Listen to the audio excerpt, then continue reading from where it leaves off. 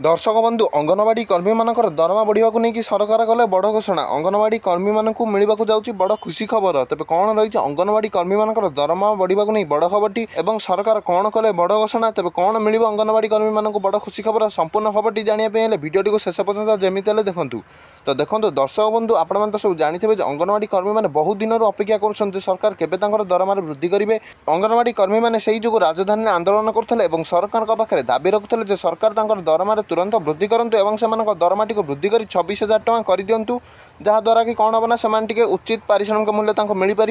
अंगनवाड़ी कर्मी मैंने सरकार पाखे दाबी रखुन अंगनवाड़ी कर्मी मैंने बहुत सारा काम कर सरकार कम दरमा दौरान तेणु सरकार जदि दरमा तुरंत वृद्धि न करते से आउ थे आंदोलन को ओह्लैबे। और विशेष सूत्र खबर मिलूँ अंगनवाड़ी संघ तरफ पुणी थे आंदोलन को ओह्लैबा नहीं सूचना मिलूँ। अंगनवाड़ी कर्मी मैंने आउ थे राजरास्ता को ओह्लै आंदोलन करेंगे बोली अंगनवाड़ी संघ तरफ सूचना मिलूँ। अंगनवाड़ी कर्मी मैंने राजरास्ता को लेकिन सरकार पाखे दाबी रखिए सरकार दरमा वृद्धि करूँ मासिक 26,000 टଙ୍କାର दरमा दिंतु और अवसर पर आर्थिक सहायता से देवा पेंशन सुविधा करूँ और पिला खाद्य टंका वृद्धि करूँ। यही सब दाबी रखी से आउ थे राजरास्ता को ओह्लैबे बोली सूचना मिलूँ। यहाँ आज अंगनवाड़ी कर्मी बड़ खबर। भिडियो भल लगे भिडियो को लाइक चैनल को सब्सक्राइब कर दिंतु।